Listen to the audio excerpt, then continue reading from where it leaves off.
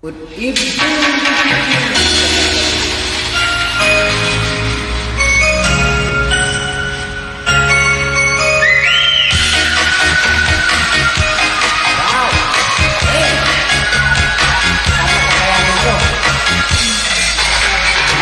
Hindi ko na sana pinagmasdan ang iyong ganda at di na rin pinansin pa bawat ngiti mong may galing.